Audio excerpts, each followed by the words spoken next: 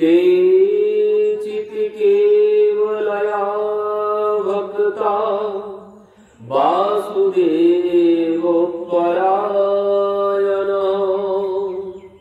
अहं धनवन्तिकास्तेन निहारोमि भास्करो। केचित् केवलया भक्ता वासुदेवपरायणः अहं धनवन्तिकास्तेन निहारोमि भास्करो। এর অর্থ হচ্ছে, বলছেন জগতে যত প্রকারের পূর্ণ কর্ম আছে, জগতে যত প্রকারের পূর্ণ কর্ম আছে, আমরা পুণ্যের জন্য কত কিছু করি, যত কল্যাণের জন্য যত সাধন আছে, জগতে কল্যাণের যত রকম সাধন আছে, আমরা কল্যাণের জন্যই এই অনুষ্ঠানের ব্যবস্থা করেছি। দেব দেবীর পূজা, এই ব্রত সেই ব্রত, অমুক অমাবস্যার ব্রত করে কেউ, পূর্ণিমার ব্রত করে কেউ, একাদশীর ব্রত করে, নানান রকমের ব্রত, কেউ শনিবারে শনিদেবীর পূজা করে, নানান রকমের ব্রত পূজা পার্বণ, অনেক ব্যবস্থা আছে আমাদের। কিন্তু ভাগবতে সুখদেবজি বলছেন যত রকমের পূর্ণ কর্ম আছে, আর পাপ থেকে মুক্ত হওয়ার জন্য যত রকমের কর্ম আছে, পূর্ণ সঞ্চয়ের জন্য যত কর্ম আছে, আর পাপ থেকে মুক্ত হওয়ার জন্য যত রকমের কর্ম আছে, আমরা নানান রকম প্রায়শ্চিত্ত আদি নানান রকম কর্ম করি পাপ থেকে মুক্ত হওয়ার জন্য। তো বলছেন এখানে যে কেচিৎ কেবলয়া ভক্তা বাসুদেবপরায়ণ অহং ধনবন্তিকাস্তেন নিহারোমি ভাস্করঃ। বলছেন ওই অন্ধকার হলে আমরা কি করি? আলো জ্বালি না? অন্ধকার হলে আমরা আলো জ্বালি কেন? অন্ধকার দূর করার জন্য। ঠিক তেমন বলছেন, যেমন আমরা অন্ধকার দূর করার জন্য আলো জ্বালি, অন্ধকার দূর করার জন্য আলো জ্বালি, কিন্তু সম্পূর্ণরূপে কি অন্ধকার দূর করতে আমি পারবো? আমি যতই আলো জ্বালি না কেন, আমি কি সম্পূর্ণরূপে অন্ধকার সব দূর করতে পারবো?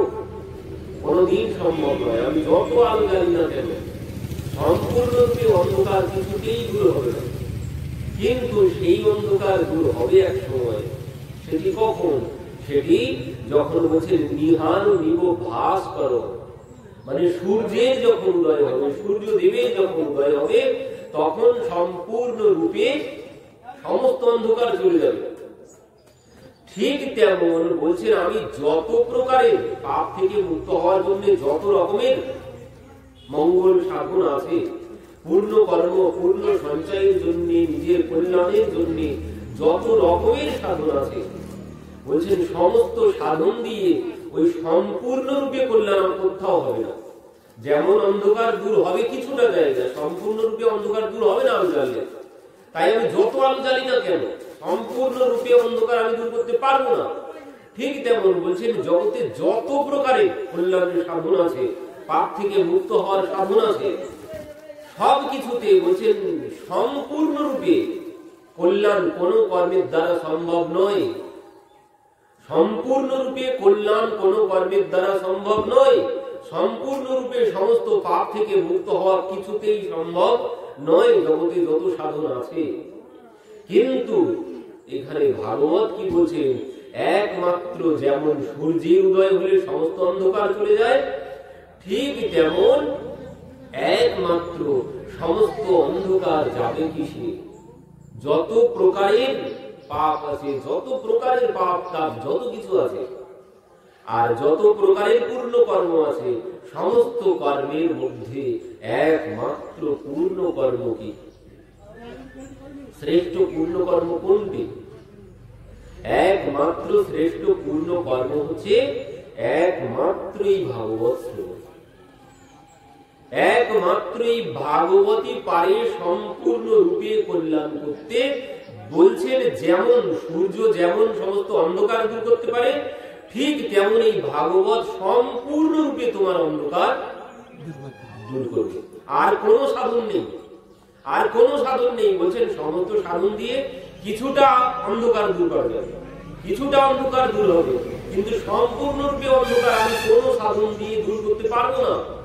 বললেন সম্পূর্ণরূপে অন্ধকার দূর হবে কেচিৎ কেবলয়া ভক্তা বাসুদেব পরায়ণ অহম দুরবন্তি কাস্তেন নিহার মিব ভাস্করঃ। বলছেন যখন এই ভাগবত রূপী ভাস্করের উদয় হবে, যখন এই ভাগবত রূপী সূর্যের উদয় হবে, তখনই জীবের সম্পূর্ণ রূপে অন্ধকার চলে যাবে আর পূর্ণ করবে। বলছেন সব থেকে পূর্ণ এখান থেকেই জীব লাভ করতে পারবে, অন্য কোথাও থেকে। এই ভাগবত বলছেন একটুখানি শ্রবণ করলে এর যে কল্যাণ, বলছেন জগতে এই ভাগবতের সমান কল্যাণ অন্য কোন সাধন থেকে পাওয়া সম্ভব নয়। এই জন্যে ভাগবতে কবিরা কি বলছেন, তব কথামৃতম তপ্ত জীবনম কবিভিরিলিতম পল্মসাপোহম শ্রবণমঙ্গলম শ্রীমদাত্যতম ভুবি গৃহন্তি তে ভূরিদা জনা। কি বললেন, তব কথামৃতম তপ্ত জীবনম শ্রবণ মঙ্গলম। এই ভাগবত কি বলছেন, এ শুধু শ্রবণ করলেই কল্যাণ হবে, আর কিচ্ছু না। শুধু বসে বসে শ্রবণ করতে হবে, তোমাকে আর কোনো ঝামেলা করতে হবে না। অন্যান্য কিছু পূর্ণ কর্ম করতে গেলে তোমাকে কত রকম কত কিছু করতে হবে, কিন্তু এখানে বলছেন এখানেই একমাত্র সম্পূর্ণরূপে কল্যাণ সম্ভব। আর এখানে তোমাকে কোনো ঝামেলা করতে হবে না, শুধুমাত্র বসে বসে শ্রবণ করলেই সমস্ত কল্যাণ। বলেন সমস্ত পাপ থেকে তুমি মুক্ত হয়ে যাবে। আর পূর্ণ বলছেন এর থেকে পূর্ণ আর কোন কর্মের দ্বারা লাভ করা সম্ভব নয়। এই হচ্ছে ভাগবতের মাহাত্ম্য। বলুন ভাগবত মহাপুরাণে কি জয়। কিন্তু একটা সমস্যাটা কোথায় আমাদের? সমস্যাটা হচ্ছে এইখানে আমাদের ওই কল্যাণের জায়গায় আমাদের রুচি হয় না। কল্যাণের জায়গায় আমাদের রুচি হবে না, এক্ষুনি হুড়োহুড়ি হোক ভর্তি হয়ে যাবে। কিন্তু কল্যাণের জায়গায় যেখানে সম্পূর্ণরূপে কল্যাণ হবে আমার, সেখানে জীবের রুচি থাকে না। সংসারের সমস্ত বিষয়ের প্রতি আমাদের কিন্তু একটা স্বাভাবিক রুচি থাকে। সংসারের সমস্ত বিষয়ের প্রতি আমাদের একটা স্বাভাবিক রুচি থাকে। যেমন দেখুন, খাওয়া দাওয়া, ঘুমানো, ঘুরে বেড়ানো, নানান রকম অর্থ উপার্জন করা, গাড়ি বাড়ি তৈরি করা, এসবের প্রতি আমাদের একটা স্বাভাবিক রুচি থাকে। ও কাউকে বলতে হয় না, কাউকে শেখাতে হয় না, স্বাভাবিক ভাবে আমাদের একটা রুচি তৈরি হয়ে যায়। কিন্তু বলছেন এই যে স্বাভাবিক রুচি বা স্বাভাবিক ভালোবাসা, এই কিন্তু এই ভগবানের কথার প্রতি আমাদের আসে না। ভগবানের কথার প্রতি আমাদের স্বাভাবিক ভাবে ভালোবাসা আসে না। ভগবানের নামের প্রতি, এই ভাগবত কথার প্রতি স্বাভাবিক ভাবে ভালোবাসা আসে না। বলছে না, এই কথা মিথ্যা, আসে না তা নয়, আসে, তবে সবার বলতে নয়। আসে না তা নয়, আসে, এমনও আসে। আমরা দেখতে পাই না, এখন একটা ছোট্ট ছেলে, কত 7-8 বছর বয়স হয়েছে, না 4-5 বছর বয়স হয়েছে, সেই যে ভাগবত প্রভু টিভি খুললেই দেখতে পাই, ছোটবেলা থেকে কত ভক্ত সে। তো বলছেন আছে, আছে না এমন নয়, নেই এমন নেই, আছে, তবে খুব দুষ্প্রাপ্য, বড় দুষ্প্রাপ্য। মানে স্বাভাবিক ভাবে যেমন আমাদের সংসারের বিষয়ের প্রতি একটা প্রেম আছে, সংসারের বিষয়ের প্রতি আমাদের একটা স্বাভাবিক প্রেম আছে, কিন্তু ভগবানের কথার প্রতি, ভগবানের নামের প্রতি স্বাভাবিক ভাবে প্রেম আসে না জীবের মধ্যে। কিন্তু বলছেন আসে কখন? আসবে তখন যখন ভগবানের কৃপা হবে। ভগবানের কৃপা ছাড়া কোনদিন সম্ভব নয়। এই ভগবানের কৃপা ছাড়া এই কথার প্রতি রুচি আসা সম্ভব নয়। এই যে ব্যবস্থা, এই যে ব্যবস্থা করা হয়েছে, বলছেন এটাও ভগবানের কৃপা ছাড়া সবাই করতে পারবে না। পয়সা কি নেই কারণ? কত ব্যক্তি আছে, সবার পয়সা আছে, অনেক অর্থ আছে, বাড়ি গাড়ি আছে, কিন্তু সবাই চাইলে করতে পারবেন না। এই ভাগবতের ব্যবস্থা এই সবাই করতে পারবেন না। এই ভগবানের নামের ব্যবস্থা এই সবাই করতে পারবেন না। বলছেন একমাত্র সেই করতে পারবে ভগবান যাকে কৃপা করবে। ভগবান যাকে কৃপা করবেন একমাত্র তার দ্বারাই সম্ভব। এই অর্থ থাকলেও হয় না, এই অর্থ থাকলেও সম্ভব নয়। এ একমাত্র ভগবানের কৃপা প্রয়োজন, এই কৃপা সাধ্য। এই সাধনার দ্বারা সম্ভব নয়, কৃপা সাধ্য। এই যখন ভগবান কৃপা করবেন একমাত্র তখনই জীবের ভগবানের এই কথার প্রতি, ভগবানের নামের প্রতি রুচি আসবে। ভগবানের প্রতি, এই অনুষ্ঠানের প্রতি রুচি তখনই আসবে যখন ভগবান কৃপা করবে। তার আগে কিছুতেই সম্ভব নয়। বলছে এর জগতে দুর্লভ কি? দুর্লভৈব কথা লোকে শ্রীমদ্ ভাগবতাদ্ভব কোটি জন্ম সমূর্ধেন পুণ্যেনৈব তুলভতে। কি বলছেন ভাগবতের সুখদেবজি? দুর্লভৈব কথা লোকে, দুর্লভৈব কথা লোকে শ্রীমদ্ ভাগবতাদ্ভব কোটি জন্ম সমুদ্ধেন পুণ্যেনৈব তুলভতে। কোটি জন্মের পুণ্য সঞ্চিত না হলে, কোটি জন্মের পূর্ণ সঞ্চিত না হলে এই ভাগবত কথা শ্রবণ করা যাবে না। কি বলছেন? কোটি জন্ম সমুদ্ধেন পুণ্যেনৈব তুলভতে। কোটি জন্মের পূর্ণের সঞ্চয় যখন হবে তখনই জীবের এই ভাগবতের প্রতি আগ্রহ আসবে। তাই সম্ভব নয়, এ যাত্রার দ্বারা শ্রবণ করা সম্ভব নয়। এই ভাগবতকে কি বলা হয়? এই ভাগবত হচ্ছে সুরানাম অপি দুর্লভা। এই ভাগবত সুরানাম অপি দুর্লভা। কেন? এই ভাগবত, সুর মানে কি? দেবতা। সুরানাম অপি দুর্লভা মানে এই ভাগবত হচ্ছে দেবতাদেরও দুর্লভ। এই ভাগবত কথা দেবতাদেরও দুর্লভ, দেবতারাও শুনতে পারেন না এই কথা। বলছে এই কথা স্বর্গে সত্যে চ কৈলাসে বৈকুণ্ঠে নাস্তি অয়ং রসঃ। এই ভাগবত কথা কি বলছেন? স্বর্গে সত্যে চ কৈলাসে, স্বর্গলোকে, সত্যলোকে, কৈলাসে, বৈকুণ্ঠে নাস্তি অয়ং রসঃ অতঃ পিবন্তি সদা ভাগ্যঃ মাম মুঞ্চন করহিচি। কি বললেন? স্বর্গে সত্যে চ কৈলাসে বৈকুণ্ঠে নাস্তি অয়ং রসঃ। বলছি এই রস, এই ভাগবত, এই ভাগবত স্বর্গেও নেই। এই রস ভাগবতী ব্যবস্থা নেই এই রস পানে। এমনকি সেই সাকেত ধামে যেখানে প্রভু রামচন্দ্র থাকে, সাকেত ধামে, সেখানেও এই রসের ব্যবস্থা নেই। স্বয়ং রামচন্দ্র বলছেন, হনুমান মানে যখন রামচন্দ্র লীলা সম্বরণ করে চলে যাচ্ছেন, লীলা সম্বরণ করে 11,000 বছর পর লীলা সম্বরণ করে ভগবান রামচন্দ্র চলে যাচ্ছেন, সমস্ত লীলা পরিবার সবাইকে রথে করে একসাথে নিয়ে চলে যাচ্ছেন। এবার সবাই রথে উঠেছে, হনুমানজি নিচে দাঁড়িয়ে আছে। কি ব্যাপার? হনুমান তুমি নিচে দাঁড়িয়ে আছো কেন?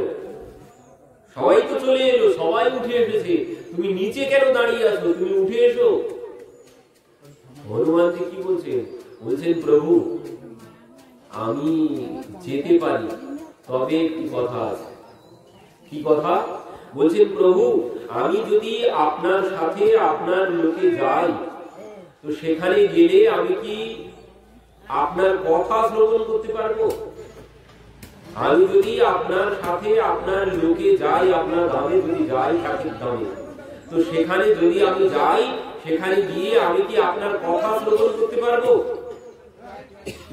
প্রভু রামচন্দ্র বলছেন, কেন হনুমান, কথা কি করবে? তুমি আমার সাথে থাকবে, আমার লোকে আমার সাথে সর্বক্ষণ থাকবে, কথা কি করবে? হনুমানজি বলছেন, প্রভু তাহলে আমি যাচ্ছি না, তাহলে আমি যাচ্ছি না, আপনি চলে যান। কেন? বলছেন, প্রভু যেখানে আপনার কথা নেই সেখানে আমি নেই। কারণ বলছেন প্রভু, আপনার সাথে থেকে ও সুখ নেই। আপনার কথা শ্রবণে যে সুখ আছে, আপনার কথা শ্রবণে যে সুখ আছে, সে সুখ আপনার সাথে থেকেও সে সুখ নেই। এই জন্যে আমি আপনার সাথে যাব। এই হচ্ছে কথার মাহাত্ম্য। কিন্তু এবার একটি সমস্যাটি কোথায়? সমস্যাটি হচ্ছে ওই যে বললাম রুচি, প্রথমে রুচির প্রয়োজন। এই রুচি আসবে কখন? বলছেন এই রুচি তখনই আসবে যখন ভগবান কৃপা করবে। কোটি জন্ম সমর্থে, কোটি জন্মের পূর্ণ সঞ্চিত না হলে এই রুচি আসবে না এর প্রতি। কারণ কি? বলছেন ওই কি হয়েছে, মানে বস্তুর মাহাত্ম্য যদি না জানি তাহলে তার মূল্য দেব? বস্তুর মাহাত্ম্য যদি না জানি তার মূল্য আমরা দেব না। কি হয়েছে দেখুন, এক ব্যক্তি পথে একটা পাথর কুড়িয়ে পেয়েছে। এখন পাথরটা কুড়িয়ে পেয়ে ভাবছে, বাহ, পাথরটা দেখতে খুব সুন্দর, চকচক করছে। এখন সে যে কি পাথর সে বুঝতে পারেনি। এবার সবাইকে দেখাচ্ছে, কাউকে বলছে নিবি নাকি পাথরটা? তো কেউ কেউ বলছে কি করবো পাথরটা নিয়ে। একজন বলছে দাও, দিতে চাও দাও, 10 টাকা নাও। এখন সে বলছে এত সুন্দর পাথরটা 10 টাকায় দিয়ে দেবো, না তোকে দেবো না। এবার আরো 2-1জনকে দেখাচ্ছে। এবার দেখাতে দেখাতে কি হয়েছে, ওই সবজি বাজার করেছে রাস্তায় চলতে চলতে। এবার সবজি বাজারে গিয়ে দেখিয়েছে কয়েকজনকে। এক সবজি ব্যাপারীকে দেখিয়েছে পাথরটা। সবজি ব্যাপারী বলছে নিয়ে যাও 1 কেজি বেগুন, তোমার পাথরটার বিনিময়ে আমাকে তুমি যদি দিতে চাও দিয়ে 1 কেজি বেগুন নিয়ে যাও। ঠিক আছে, 1 কেজি বেগুন এত সুন্দর পাথরটা দিয়ে দেবো। আরো 2-1জনকে দেখাই, আরেকজনকে দেখিয়েছে, আরেকজনকে দেখিয়ে সে বলছে নিয়ে যাও 5 কেজি আলু দিচ্ছি আমি, পাথরটা যদি দাও তো দিয়ে যাও, 5 কেজি আলু নিয়ে যাও। সেখানেও দেয়নি, বলছেন আরেকটু দেখি। এবারে একজন চাউলের ব্যবসায়ী চাল বিক্রি করছে, তার কাছে গিয়েছে। এবার তার কাছে গিয়ে যখন দেখিয়েছে পাথরটা, দেখে সেও বলছে বাহ, পাথরটা তো দেখতে খুব ভালো লাগছে, ভালোই চকচক করছে, তো নিয়ে যাও 4 কেজি চাল পাথরটার বিনিময়ে। 4 কেজি চালের বিনিময়ে পাথরটা দিয়ে দেবো। আর 2-1জনকে দেখাই, যদি আর একটু বেশি পাই। এই জন্য সবাইকে দেখাচ্ছে। এবার দেখাতে দেখাতে কি হয়েছে, ওই সবজি বাজার শেষ হয়ে গেছে। সবজি বাজারের পরে একটা স্বর্ণকারের দোকান পড়েছে। এবার ওই স্বর্ণকারের দোকানের মধ্যে গিয়ে ওই পাথরটা দেখিয়েছেন স্বর্ণকারকে। এবার যেই স্বর্ণকারকে গিয়ে পাথরটা দেখিয়েছেন, স্বর্ণকারের তো চোখ বড় বড় হয়ে গেছে এই পাথর দেখিয়ে। বলছেন এই পাথর আপনি কোথায় পেয়েছেন? বলছেন আমি পথে কুড়িয়ে পেয়েছি। আপনি পথে কুড়িয়ে পেয়েছেন, তো আপনি এই পাথরটা কিনবেন? তো বলছেন কিনবো তো, কিন্তু এই পাথরটার যে মূল্য, এই মূল্য দেওয়ার মতো তো সাধ্য আমার নেই, তবে আমি 50,000 টাকা দিতে পারি। এই পাথরটার মূল্য আমি 50,000 টাকা দিতে পারি, আপনি যদি দিতে চান তো আমাকে দিয়ে যান। এ ভাবছে 50,000 টাকা। সবাই কি বলেছিল? কেউ বলেছিল 1 কেজি বেগুন, 2 কেজি আলু, কেউ বলেছিল 5 কেজি চাল দিতে চেয়েছিল, কিন্তু ইনি 50,000 টাকা দিতে চাইছে। সেদিন নিয়ে নিন, টাকা দিন। সঙ্গে সঙ্গে সেখান থেকে 50,000 টাকা নিয়ে সে পাথরটা সেখানে দিয়ে দিল। তো এই যে সবাই, কেউ 4 কেজি আলু, কেউ 1 কেজি বেগুন, কেউ 4 কেজি চাল দিতে চেয়েছে, কিন্তু ইনি 50,000 টাকা দিয়েছেন। ইনি কি বোকা? ইনি কি বোকা যিনি 50,000 টাকা দিয়েছে? কেউ 4 কেজি চাল দিতে চেয়েছিল, কেউ 1 কেজি বেগুন দিতে চেয়েছিল, কিন্তু ইনি 50,000 টাকা দিয়ে ওই পাথরটাই কিনেছেন। কেন? বলছেন ইনি জহরি, ইনি জানেন, ইনি জহরি, ইনি হীরার মূল্য ইনি জানেন। সবাই তো বুঝবে না। সবাই কি হীরার মূল্য বুঝবে? কারা বুঝবে না? ওই যারা সবজি ব্যাপারী তারা বুঝবে না। যিনি জহরি, যিনি স্বর্ণকার, তিনি তো সোনার মূল্য বুঝবে। যিনি জহরে তিনি জহরের মূল্য বুঝবেন। তো ইনি ঠিক বুঝেছে, এই জন্য ইনি 50,000 টাকা দিয়ে কিনে নিয়েছেন। কেন বলছেন? এই 50,000 টাকা দিয়ে নিলে কি হবে, এর থেকে আমি 5 লক্ষ টাকা পেয়ে যাবো, এর থেকে আমি 5 লক্ষ টাকা পেয়ে যাব। এই জন্য সে 50,000 টাকা দিয়ে কিনে নিয়েছে। কেন বলছেন? এই বিষয়ের মাহাত্ম্য জানে, এ ওই পাথরটাকে চেনে, পাথরটাকে জানে এর মূল্য কতটা। কিন্তু আমাদের দুর্ভাগ্যের বিষয়, আমরা এর মূল্যই জানি না, আমরা এর মূল্যই জানি না। এই জন্য আমাদের কাছে এর কোনো মূল্য নেই। আমরা ওই যেখানে হুড়োহুড়ি আছে সেখানে দল বেঁধে সবাই আছি, যেখানে হুড়োহুড়ি আছে আমরা সেখানে আছি। কেন বলছেন? আমরা এর মূল্য জানি না, আমরা জহরি হতে এখনো পারিনি। যিনি জহরি হবেন তিনি তো জহরের মূল্য দেবেন। তো এই ভাগবত কি বলছেন? এই ভাগবতের থেকে জগতে আর কোন কল্যাণের সাধন, মঙ্গলের সাধন জগতে আর কোনো কিছু নেই। একমাত্র কল্যাণ যদি কিছুতে হয় তো এই ভাগবতের দ্বারাই সম্ভব জগতে, অন্য কোথাও এই কল্যাণ অন্য কোথাও হবে না। এই যে 1 ঘন্টা ভাগবতের ব্যবস্থা হয়েছে, এই 1 ঘন্টায় যে কল্যাণ হবে যদি মন দিয়ে শ্রবণ করা যায়, যদি এই 1 ঘন্টায় শ্রবণ করে যে কল্যাণ হবে, আপনি সারা জীবনেও এই কল্যাণ সঞ্চয় করতে পারবেন। এই 1 ঘন্টা শ্রবণ করলে যে কল্যাণ হবে, সারা জীবন ধরে জগতে যত প্রকারের কল্যাণের সাধন আছে সব কিছু করুন, তাও এর সমান কল্যাণ হওয়া কিছুতেই সম্ভব নয়। জগতে এমন কোন সাধন নেই ভাগবতের বরাবরি করতে পারে। স্বয়ং ব্রহ্মলোকে দেবতাদেরকে যখন সুখদেবজি এসেছেন, যখন সুখদেবজি এসে যখন পরীক্ষিত মহারাজকে এই কথা শ্রবণ করাতে শুরু করতে চলেছেন, এমন সময় কি হয়েছে? দেবতারা এসেছেন, দেবরাজ ইন্দ্র এসেছেন, বলছেন সুধা কুম্ভম গৃহত্যৈব দেবস্তত্র সমাগমনঃ। সুধা কুম্ভম গৃহত্যৈব মানে সুধা কুম্ভ মানে অমৃতের ভাণ্ড। সুখদেবজি কথা শুরু করতে চলেছেন, এমন সময় দেবতারা এসেছেন সুধা কুম্ভ মানে অমৃতের ভাণ্ড নিয়ে এসে উপস্থিত হয়েছেন সেই গঙ্গাত্রী সুক্তালে, যেখানে পরীক্ষিত মহারাজকে এই কথা শ্রবণ করাচ্ছেন সুখদেবজি। দেবতারা এসে বলছেন, মহারাজ আপনি তো পরীক্ষিত মহারাজকে এই ভাগবত কথা শ্রবণ করাতে চলেছেন, তো আপনি এক কাজ করুন। কি জন্য শ্রবণ করাচ্ছেন? এনার তক্ষক দংশনে মৃত্যু হবে তাই, 7 দিনে এনার তক্ষক দংশনে মৃত্যু হবে তাই আপনি এনাকে এই ভাগবত কথা শ্রবণ করাচ্ছেন। তো এক কাজ করুন, আমরা অমৃত এনেছি, এই অমৃত দিয়ে দিচ্ছি, এই অমৃত পরীক্ষিত মহারাজকে পান করিয়ে দিন, আর সে মরবে না। অমৃত পান করলে সে অমর হয়ে যাবে। আর এই কথা আপনি আমাদেরকে শ্রবণ, এই কথা পরীক্ষিত মহারাজকে শ্রবণ করানোর প্রয়োজন নেই, এই কথা আপনি আমাদেরকে শ্রবণ করান। এবার সুখদেবজি তো আছেন, পরীক্ষিত মহারাজ সেখানে আছেন। এবার সুখদেবজি বলছেন ভালোই হয়েছে, দেবতারা যে এসেছে একদিক থেকে ভালো হয়েছে। কেন বলছেন? এই ভাগবত যাকে তাকে শ্রবণ করানো যায় না, এই ভাগবত যাকে তাকে শ্রবণ করানো যায় না। ওই যে সেই গোলকে গোপনে ছিল এই ভাগবত, এ কিন্তু সবাই শুনতে পারতো না আগে।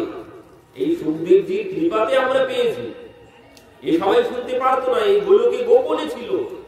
স্বয়ং প্রিয়াজি তিনি দেখলেন যে এই কলির প্রভাবে জীবের যে দুঃখ দুর্দশা, এই দুঃখ দুর্দশা দেখে তার প্রাণ কেঁদে উঠল। এই কলির জীবের উদ্ধার কি করে হবে? সেই জন্য প্রিয়াজির যে সুখসারী ছিল, সুখকে একদিন বলছে, সুখ জগতের যে অবস্থা, এই কলির প্রভাবে জগতের যে অবস্থা হবে, এই কলির জীবের উদ্ধার কি করে হবে? কলির জীবের উদ্ধার কি করে হবে?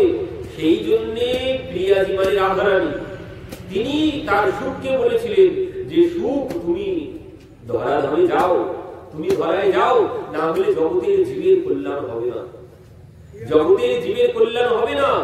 এই জন্যে সেই সুখ পাখি এসে আমাদেরকে এই গোলকে যে সুখশালী ছিল, সেই সুখ পাখি ওই প্রিয়াজি রাধারানীর কথাতে তিনি দেখতে পাচ্ছেন গোলকে বসে বসে যে কলি আসছে, কলি আসতে চলেছে, এই কলি এলে কলির জীবের অবস্থা কি হবে এই কলির প্রভাবে। বলছেন কলিকাল সর্প বিষে দগ্ধ জীব মিথ্যা রসে। এই কলির প্রভাব তো আমরা দেখতেই পাচ্ছি, কলির প্রভাবে কি না কি হচ্ছে। তো বলছেন আগাম তিনি দর্শন করছেন, প্রিয়াজি তিনি গোলকে বসে বসে এই কলির প্রভাবে কলির জীবের অবস্থা কি হবে তিনি আগাম দর্শন করছেন। দর্শন করে তার প্রাণ কেঁদে উঠেছে এই কলির প্রভাব দেখে। এই জন্য তিনি সুখকে একদিন বলছিলেন, সুখ জগতের জীবের কল্যাণ কি করে হবে, তুমি জগতে যাও, না হলে জগতের জীবের উদ্ধার হবে না। তো এই জন্যে সেই সুখ এসেছিলেন এই ধরাধামে। সুখ বললেন ঠিক আছে, আমি উপযুক্ত সময় হলে ধরাধামে যাব। তো সেই সময় সুযোগ কখন হলো? সেই সুযোগ হয়েছিল ওই দেবর্ষি নারদ।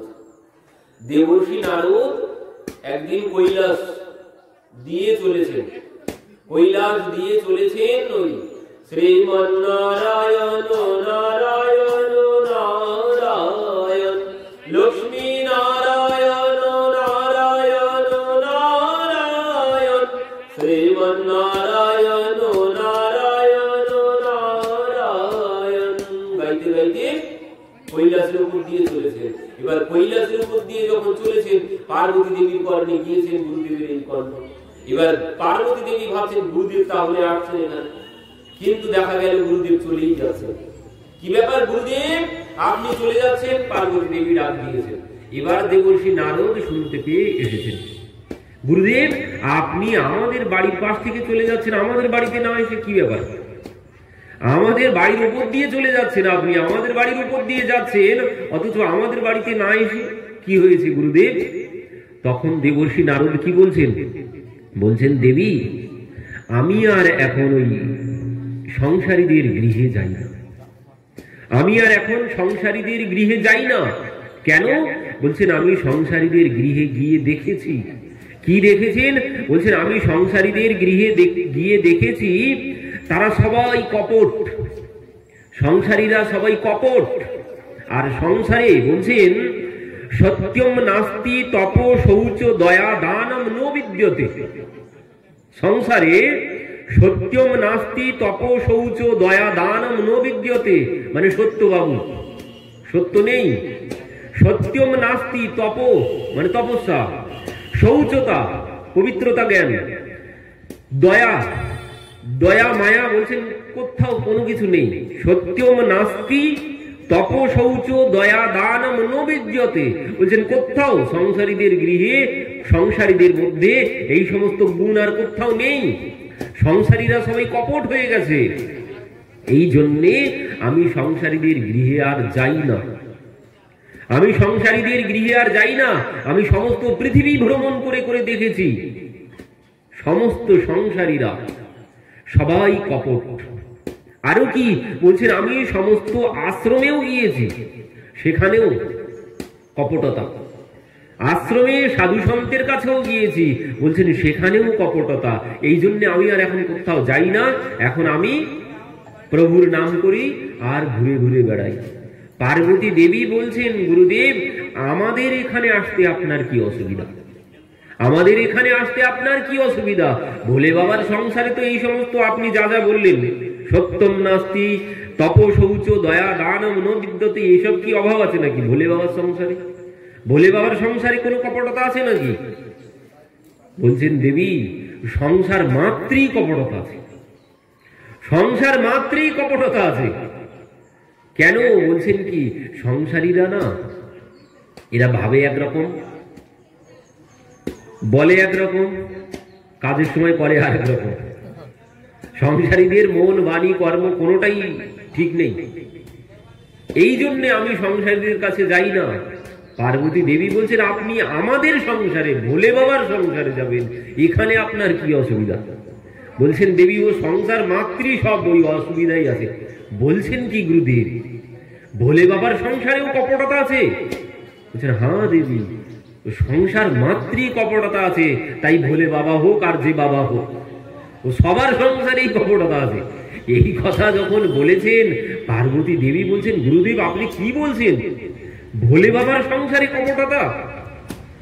হ্যাঁ দেবী, ভোলে বাবার সংসারেও কপটতা আছে। কোথায় আছে দেখাতে হবে। কপটতা কোথায় আছে ভোলে বাবার সংসারে? দেবী দেখবে তুমি কপটতা কোথায় আছে? তুমি বলো তো তোমার ভোলে বাবা এখন কোথায় আছে? তুমি বলতে পারবে? তা তো জানি না, উনি তো আমাকে বলে যাননি। তো বলছেন পতির কর্তব্য কি? কোথাও যাওয়ার আগে পত্নীকে বলে যাওয়া? বলে যায়নি। তো বলছেন হ্যাঁ বলে যায়নি। তো ঠিক আছে, বাদ দিলাম। তোমার কাছে আমার একটা কথা খুব জানার ইচ্ছা হয়, আমার একটা কথা জানার ইচ্ছা আছে। তুমি বলো তো কি? বলছেন তুমি বলো তোমার ওই ভোলে বাবা ওই গলায় যে মুন্ড মালাগুলো পরিধান করে আছে, তোমার ভোলে বাবা গলায় যে মুন্ড মালা পরিধান করে আছে, ওই মুন্ডগুলো কার তুমি বলো তো? আমার খুব জানতে বাসনা হয়, মুন্ডগুলো কার? পার্বতী দেবী বলছেন সে তো আমি জানি না, মুন্ডগুলো যে কার সে তো আমি জানি না। তখন দেবীর মাথা নিচু হয়ে গেছে, মুখটা শুকনো হয়ে গেছে। দেখেছো দেবী, আমি বলেছিলাম ও সব সংসার মাত্রই কপটতা আছে, তাই ভোলে বাবা হোক আর যে বাবা হোক সবার সংসারেই কপটতা আছে। এবার এই বলে এমন সময় দেবর্ষি মহাদেব আসছেন। এই দেখেই দেবর্ষি নারদ বলছেন দেবী আমি তাহলে চললাম। তুমি তো জানো আমি বেশিক্ষণ এক জায়গায় থাকি না, কারণ তোমার পিতাই আমাকে অভিশাপ দিয়েছে, আমি বেশিক্ষণ এক জায়গায় থাকতে পারি না। তো এই বলে দেবর্ষি নারদ চলে গেছেন। ভোলে বাবা এসে উপস্থিত। কি ব্যাপার দেবী, কি হয়েছে? মুখটা এইভাবে বার করে দাঁড়িয়ে আছো কেন? কি হয়েছে?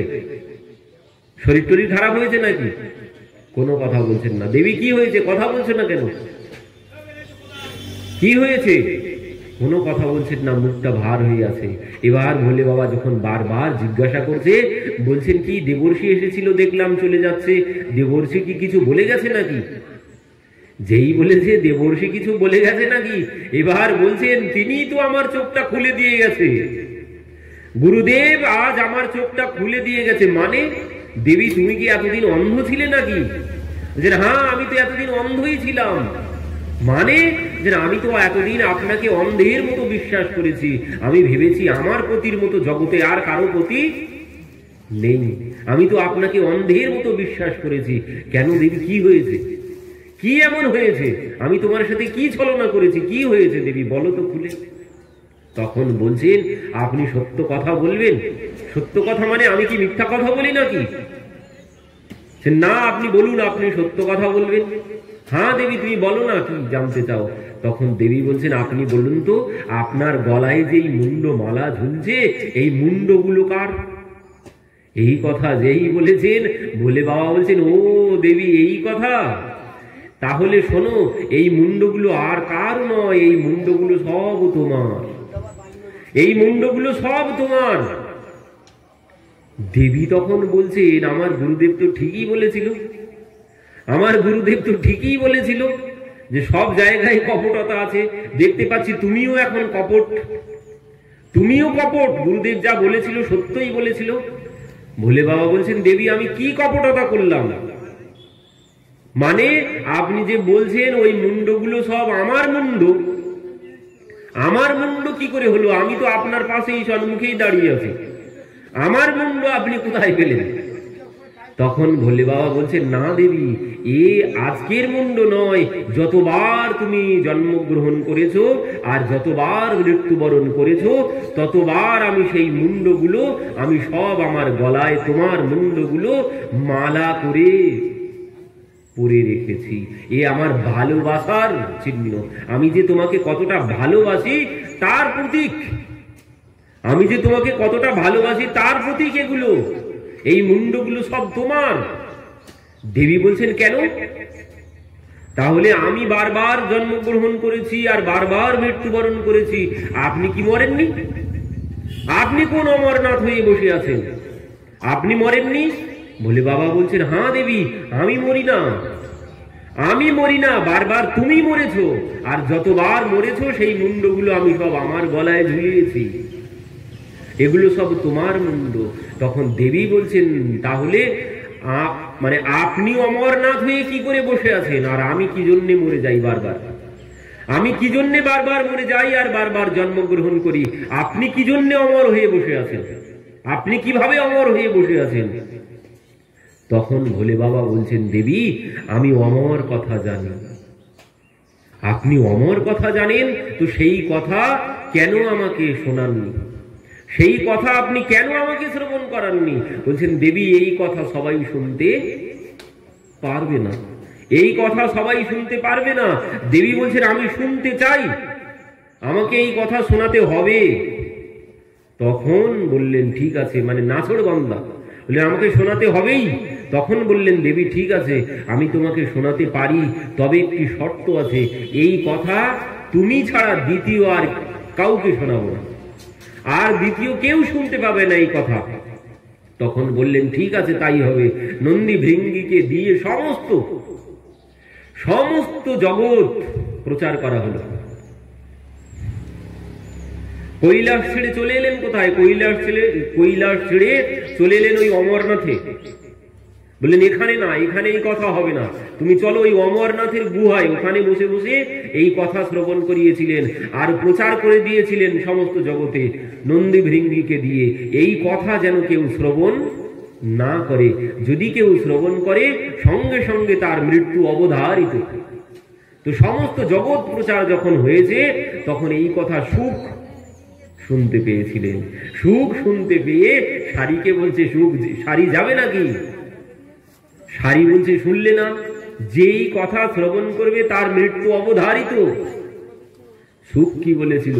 সুখ বলেছিল, এই কথা, এই অমর কথা শ্রবণ করে মরে যাই তাও ভালো, তবু আমি শ্রবণ করব। তো ওই অমরনাথের গুহায় দেবীকে এই কথা শ্রবণ করিয়েছিলেন, সেখানে ওই সুখ এসে শ্রবণ করেছিল।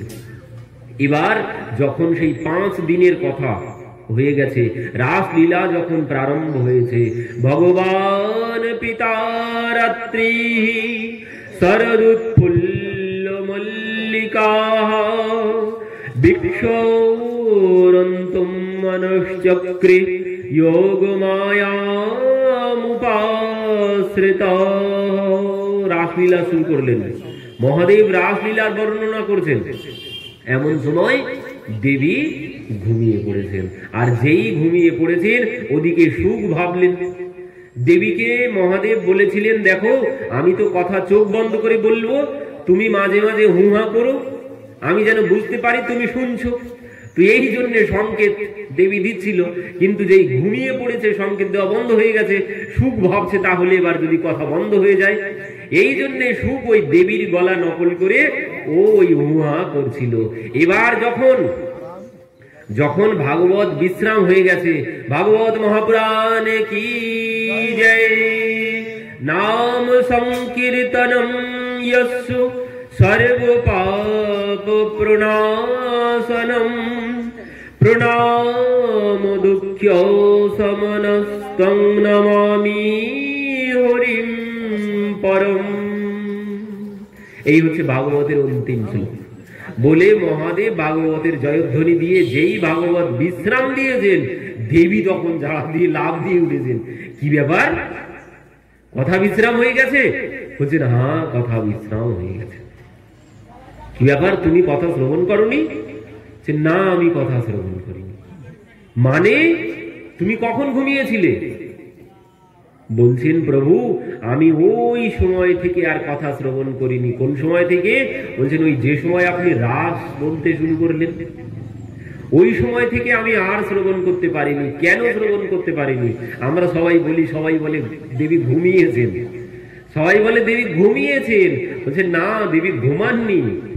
ওই যে রাসলীলা শ্রবণ করতে করতে রাসের মধ্যে চলে গিয়েছিলেন উনি রাসলীলা শ্রবণ করতে করতে রাসলীলার মধ্যেই চলে গিয়েছিলেন গোপী সেজে। দেবী ভগবানের সাথে রাসে নৃত্য করতে চলে গিয়েছিলেন। এই জন্য ইনি আর এখানে ছিলেন না, শরীরটা এখানে পড়েছিল। যেভাবে গোপীরা যেভাবে রাসে গিয়েছিল, গোপীদের শরীরটা কিন্তু সব বাড়িতেই ছিল।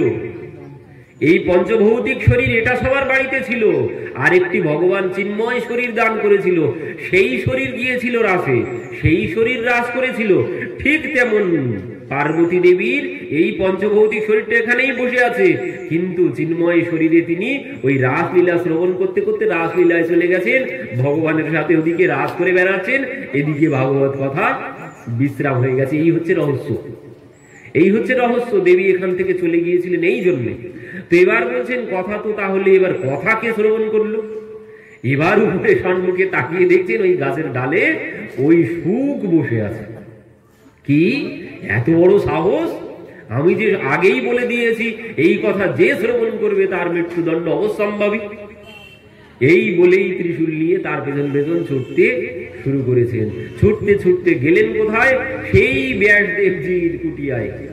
ব্যাসদেবজির কুটিয়ার ভিতরে বিটিকা দেবী মানে ঘুমিয়েছিলেন, তিনি ঘুম ভেঙে উঠেছেন, উঠেই হাই তুলেছেন, আর সুখ গিয়ে সূক্ষ্ম রূপ ধারণ করে ওনার মুখের ভিতরে গিয়ে গর্ভে প্রবেশ করেছেন, মুখোদ্ধার দিয়ে গর্ভে প্রবেশ করেছেন। এবার মহাদেব চারিদিকে খুঁজে আর পাচ্ছেন না, গেল কোথায় গেল কোথায়। ব্যাসদেবজি এমন সময় বাইরে হয়েছে, কি ব্যাপার? বলে বাবা আপনি এখানে কি হয়েছে আপনার? বলছেন আর বলবেন না, আমি এক চোরকে তাড়িয়ে নিয়ে এসেছি, আর সেই চোর আপনার কুঠিয়ার মধ্যেই প্রবেশ করেছে। আপনি চোরকে তাড়া করে এনেছেন আর চোর আমার কুটিয়ার মধ্যে প্রবেশ করেছে। চোর আপনার কি এমন চুরি করেছে যে আপনি চোরকে ধাওয়া করে এসেছেন? চোর আপনার কি চুরি করলো? ব্যাসদেবজি বলছেন যে চোর আপনার কি চুরি করলো? আপনার যে বসন ভূষণ অলংকার, এ তো এমনিতেই দেখলেই সবাই ভয় পাবে।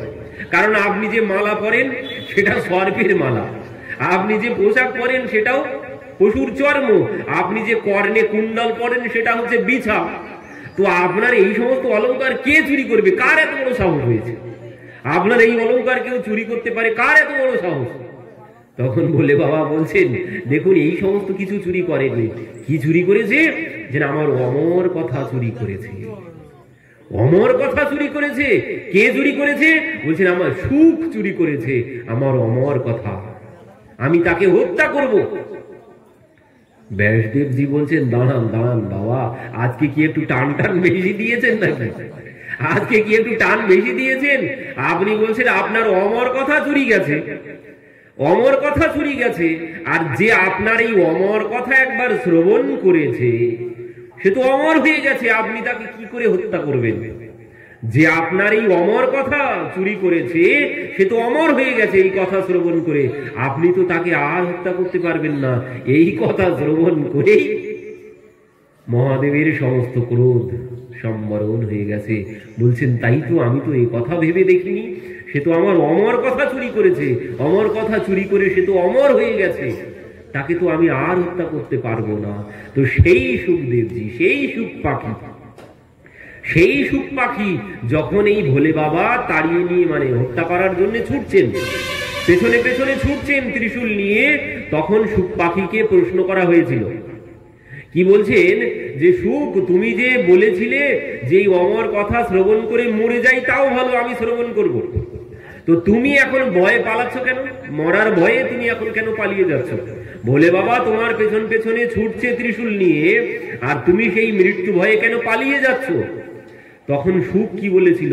সুখ বলছেন আমি এই যে অমর কথা শ্রবণ করেছি, যে কথা শ্রবণ করতে পারে না কেউ, তো সেই অমর কথা আমি আজ শ্রবণ করে নিয়েছি।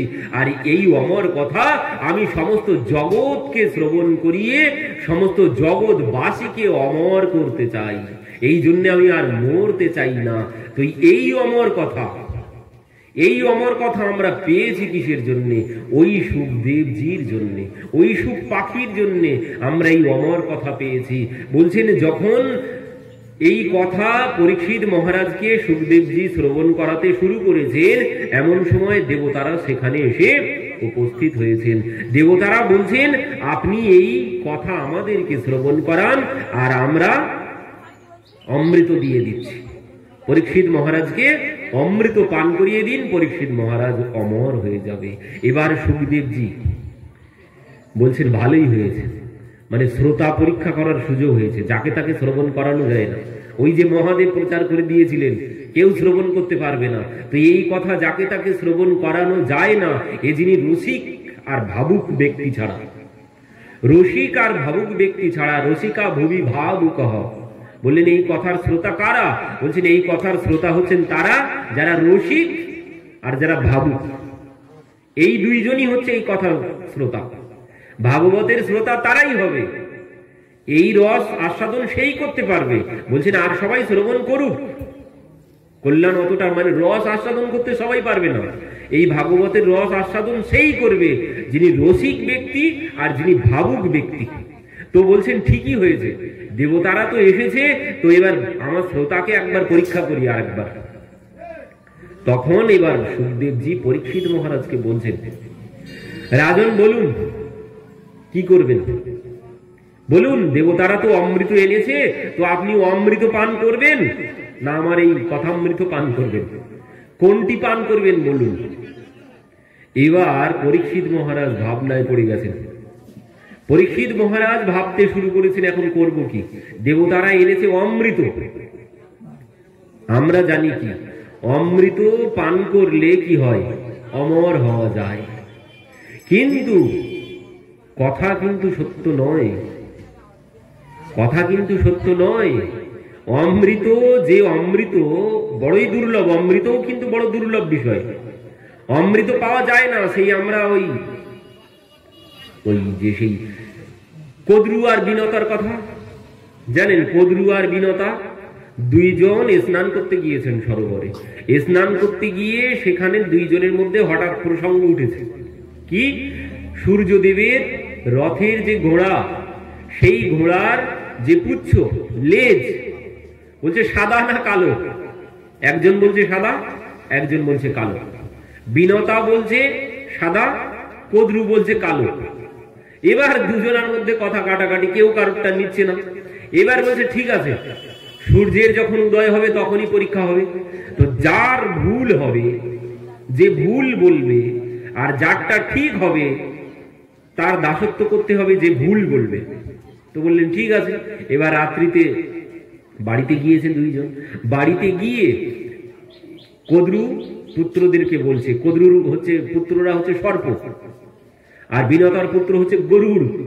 এবার কদ্রু তার পুত্রদেরকে বলছেন, বাবা এই এই ঘটনা ঘটেছে, সূর্যদেবের রথের যে ঘোড়া, এই ঘোড়ার পুচ্ছ কালো না সাদা?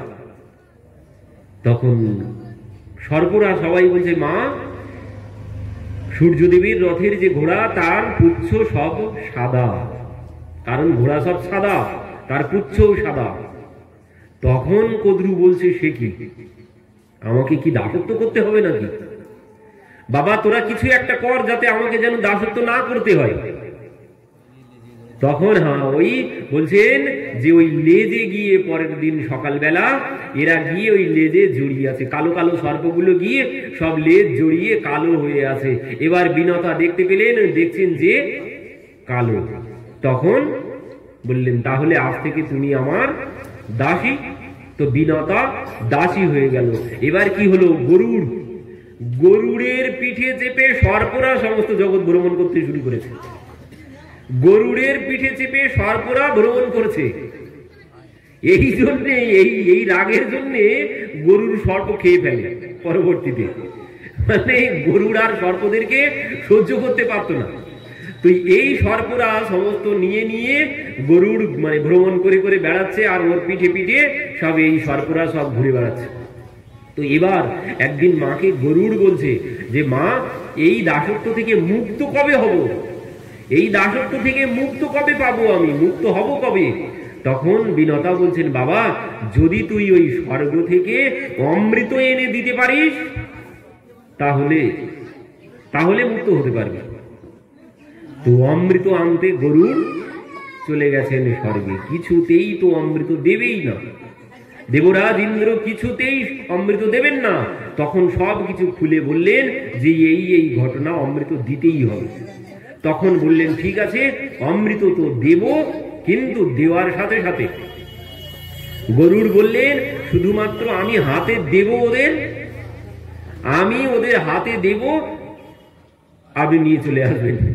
তো তো এই কথা মতো অমৃত দিলেন দেবরাজ ইন্দ্র, অমৃতের সাথে জয়ন্তকে পাঠিয়ে দিলেন। দেবরাজ ইন্দ্রের পুত্র জয়ন্ত এলেন, এবার গরুর হাতে নিয়ে সর্পদের হাতে যেই অমৃতের ভাণ্ড দিয়েছেন, তারা যেই হাত পেতে নিয়েছে, সঙ্গে সঙ্গে সেখান থেকে নিয়ে চলে এসেছে, সঙ্গে সঙ্গে সেখান থেকে নিয়ে চলে এসেছেন। তুই এই যে অমৃত, এও কিন্তু বড় দুর্লভ, কিন্তু আজ এই অমৃত দিতে এসেছে দেবতারা উপযাজক হয়ে এসেছেন। এসে বলছেন আপনারা, এই সুখদেবজিকে বলছেন আপনি এই অমৃত এনাকে পান করিয়ে দিন, আর আমাদেরকে এই কথামৃত পান করান। তখন পরীক্ষিত মহারাজকে সুখদেবজি বলছেন, রাজন আপনি কি করবেন, অমৃত পান করবেন না কথামৃত পান করবেন বলুন। পরীক্ষিত মহারাজ এবার চিন্তায় পড়ে গেছেন, কি করবেন। তো পরীক্ষিত মহারাজ ভেবে ভেবে দেখলেন, এই যে অমৃত, এই অমৃত দিয়ে কি হবে? এই অমৃত দিয়ে কোনো লাভ হবে না।